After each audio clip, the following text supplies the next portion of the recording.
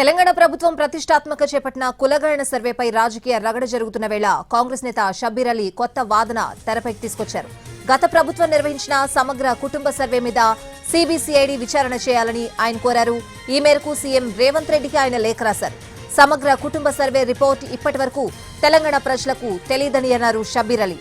అసెంబ్లీలో కానీ పబ్లిక్ డొమైన్లో కానీ పెట్టలేదని షబ్బీర్ అలీ తెలిపారు. కానీ ఖచ్చితమైన రిపోర్టు కాకుండా అస్పష్టంగా ఉన్న కొంత సమాచారాన్ని మీడియాకు లీక్ చేశారన్నారు.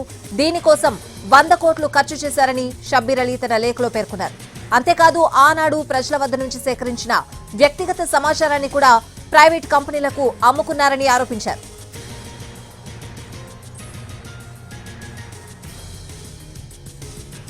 తెలంగాణ ప్రభుత్వం ప్రతిష్టాత్మకంగా చేపట్టిన కులగణన సర్వేపై రాజకీయ రగడ జరుగుతున్న వేళ కాంగ్రెస్ నేత షబ్బీర్ అలీ కొత్త వాదన తెరపైకి తీసుకొచ్చారు.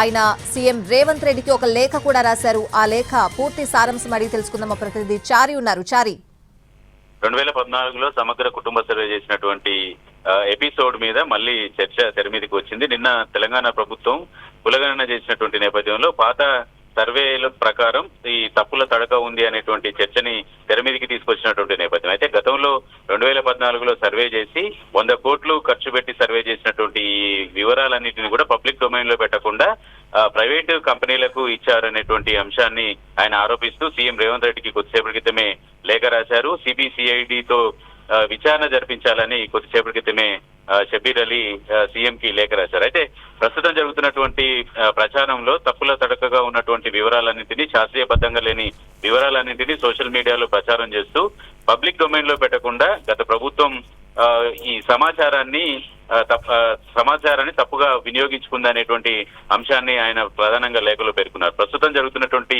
ఎపిసోడ్ లో షబ్బీర్ అలీ సీఎం రేవంత్ రెడ్డికి సిబిసిఐడి తో విచారణ జరిపించాలని రాసినటువంటి లేఖ ప్రస్తుతం హాట్ టాపిక్ గా మారింది. ప్రభుత్వం ఎలా రియాక్ట్ అవుతుందని చూడాలి. ప్రభుత్వం సలహాదారుగా ఉన్నటువంటి షబ్బీర్ అలీ ఇలాంటి లేఖ రాయడం చూస్తే దీనికి సంబంధించి కొంత చర్చని సీరియస్ గానే తీసుకోవాలనేటువంటి ఆలోచనతో ఉందా అనేటువంటి అభిప్రాయం కూడా వ్యక్తమవుతోంది.